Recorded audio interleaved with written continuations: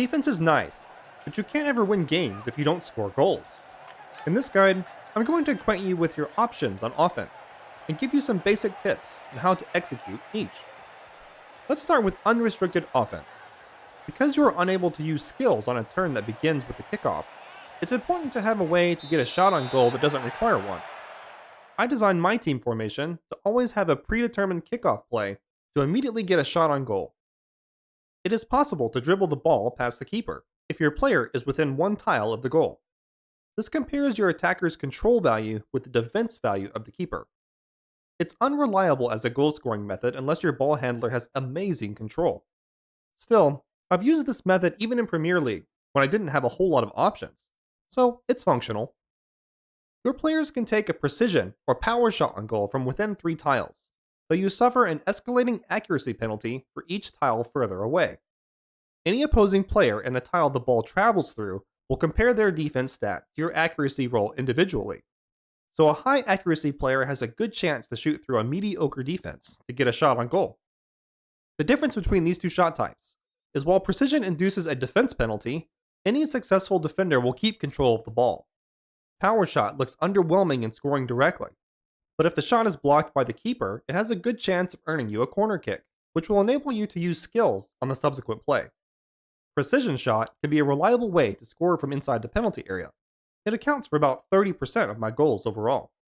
Both of these types of offense benefit from having a player in the penalty area and then hitting them with the pass through the defense.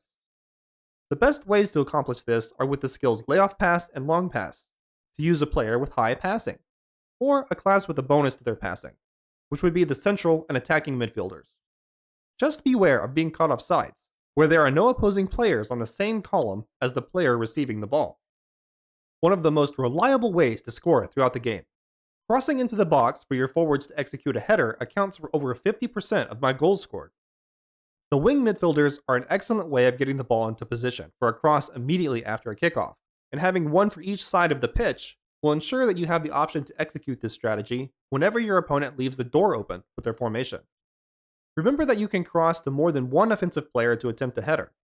This gives you some redundancy in case your first player fails to connect with the ball.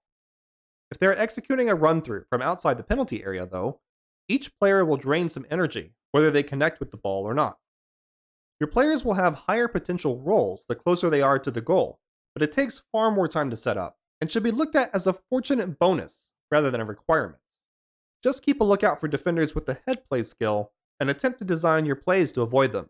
And gifted keepers with a well-trained playing out skill will make this strategy almost untenable. Also remember that the head play skill scales with giftedness and energy. So as your forwards tire, their headers will lose some of their edge. Against poor keepers, this isn't a concern, but it will be a factor against star players in net. The primary feature of the wing forwards, break-in, requires that your player be in the forward tile in the corner of their wing. It will allow you to move past any defender in the 2 tiles closer to the goal, but beware central defenders not in the line of movement, who will also attempt to tackle your player with the ball. Fortunately, throughout executing this move, all of the defenders will compare half of their defense value to your control value, giving you an edge to closing inside the penalty area. Unlike direct shooting, these rolls will all be made individually, so a good initial control roll does not mean you cannot be tackled. You need a decent advantage in control compared to the defenders to ensure a high chance of success, just due to the number of tackles you are likely to face. Assuming your attempt to break in is successful, you will still need to execute an action against the goalie to score, which could be a skill in a non-kickoff play, or a regular shot or dribble. The attacking midfielder brings the false kick unrestricted skill to the table to close out this category, which causes a defender in line of sight to be forced to move one tile closer to your ball handler. It can take some trial and error to learn exactly how this skill works, but it's worth the effort. It enables some combo plays with other learned skills, but in the context of scoring, it does 2 things. For one, it can potentially remove a defender from the path of a direct shot, either from the attacking midfielder or another player. This is one of the few ways to guarantee a follow-up cannon shot when used correctly, or it can be used to enable a power shot directly on the keeper to potentially set up a corner kick. But what I've really found this skill useful for is to pull a sweeper or other last line defender out of the penalty area to enable a more successful cross and header. Since your players cannot head the ball with two defenders directly in front of them, this can fix some positioning issues. But even more than that, it removes a potential interruption on a cross from the defender as well, giving you an even better chance to score. Any player in the last column can head a ball, and you'd be surprised how often a base value roll from the defender ruins your cross attempt. False Kick has something to say about that. That covers the unrestricted offense. Skills are a little less complicated. My top pick when it comes to offensive skills. Cannon Shot has a positional and line of sight requirement that can make it difficult to pull off without some extra help. The attacking midfielder's false kick is my preferred method of opening this up, and the payoff is worth the hassle. Why is Cannon Shot so good? It doesn't suffer from the range penalty, so it's just as successful from everywhere on the field. But most importantly, it doesn't care one whit about your player's accuracy stat or the keeper's defense. A well-trained cannon shot can be used by anyone and makes a fantastic addition to a player who wants to focus on something other than accuracy. It is countered by strong goalkeeper though, which is one of the more prevalent keeper skills. This means that my favorite place for this skill is on a player who either doesn't need a skill to do their job effectively or has access to a second. It can also be the best of a set of bad options for scoring when your opponent has your strengths covered. Even a not particularly gifted player can execute a cannon shot and expect to score 35 to 40% of the time against the keeper without the counter, which might be your best bet for scoring at all. There's not much to say about Olympic Kick. Trained to a high level and against the keeper without playing out, it's going to do well. Really well. It relies completely on your team being able to notch corner kicks though, which can be difficult to trigger. I suppose spamming power shot on the net from the wings, assuming you can get clear shots, is your best way to acquire corners reliably. I don't think I would make Olympic Kick my primary strategy, though you can, of course.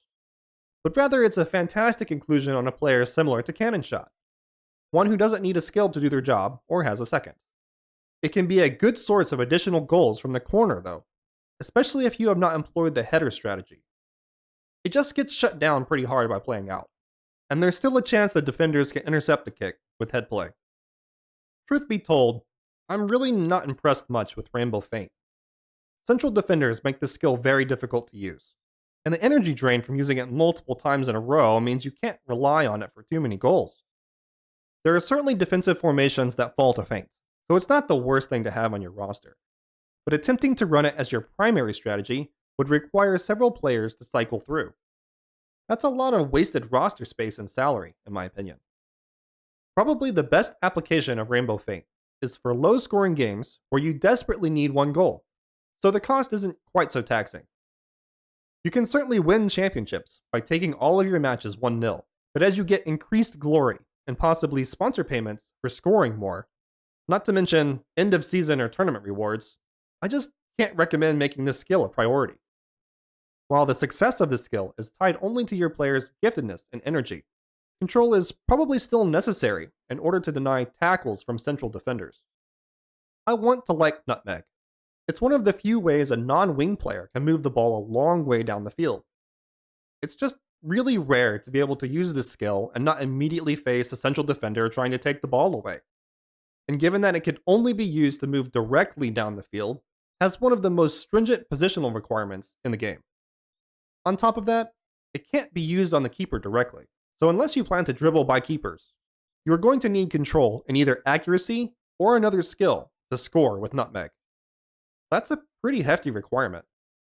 And after all of that, sweepers will shut you down without dedicated ball maneuvering ploys. Do not recommend. It looks cool though. I hope you found this guide on offensive options useful. Thanks for watching, and get scoring!